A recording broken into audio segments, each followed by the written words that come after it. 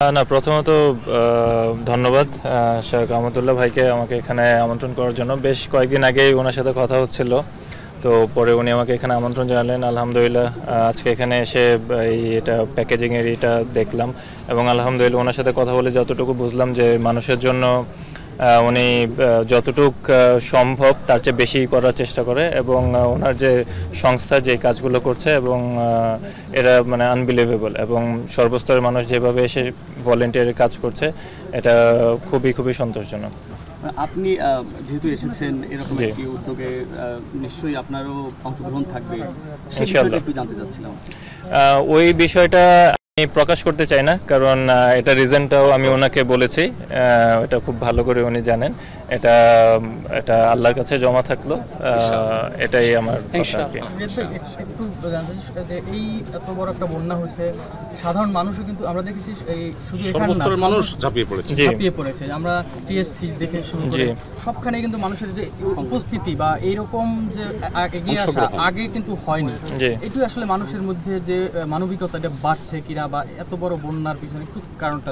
অবশ্যই আমার কাছে মনে হয় এটা মানুষের ভালোবাসার টান, আল্লাহর অশেষ রহমত, এবং মানুষের প্রতি মানুষের ভালোবাসা না থাকলে এই জিনিসটা হয়তো বা হতো না।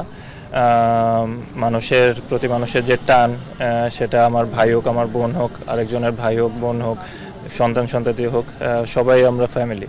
তো এই কারণে হয়তোবা এই জিনিসটা হচ্ছে এবং এটা খুবই ইতিবাচক একটা দিক। সর্বোপরি এটা আল্লাহর অশেষ রহমত। এখানে আরেকটু কমপ্লিমেন্ট আছে যে আমরা দেখেছি সারা দেশব্যাপী তো সংগ্রহ হচ্ছে, বিভিন্নভাবে অংশগ্রহণ করছে অনেকে, কিন্তু আমার কাছে যতটুকু মনে হয়েছে যে আসন্না ফাউন্ডেশনের এটা সবথেকে বৃহৎ পরিসরে হচ্ছে এবং সর্বোচ্চ সংগ্রহ হচ্ছে বলে মনে হয়েছে। এইখানে আস্থার কোনো মানে জায়গাটা তৈরি হয়েছে কিনা, আলাদা কোনো আস্থার জায়গা তৈরি হয়েছে কিনা, এটা এক কথায় মানে বলা যায়, কারণ যদি মানুষের আস্থাটা যদি ওই পর্যায়ে না থাকতো তাহলে হয়তো বা এরকম ফান্ড হয়তো রেজ করাটাও কঠিন হয়ে যেত। আমি আবারও বলছি, এটা আল্লাহর অশেষ রহমত এবং এটা মানুষের আস্থার একটা প্রতিদানও বলতে পারেন। যেহেতু এখানে আসছে, একটু ক্রিকেট নিয়ে যদি জানতে ছোট্ট করে। প্রথম টেস্টে প্রথমত যে খুবই খুশি বাংলাদেশের রেজাল্ট নিয়ে, কারণ আলহামদুলিল্লাহ কনভিনসিংলি ম্যাচটা জিতেছে এবং টিমের সবাই যখন ভালো খেলে এটা নিজের মনের ভিতরে এক ধরনের একটা খুশি কাজ করে এবং আই হোপ ইনশাল্লাহ বাংলাদেশ সেকেন্ড টেস্টও জিতবে এবং ইনশাল্লাহ will get a very good result ইনশাল্লাহ।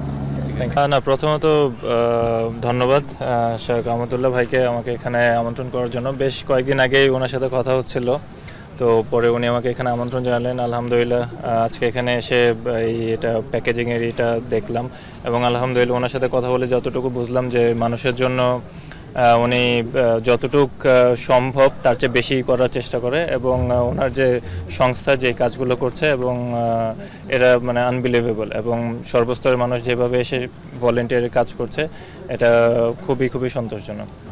আপনি যেহেতু এসেছেন এরকম একটি উদ্যোগে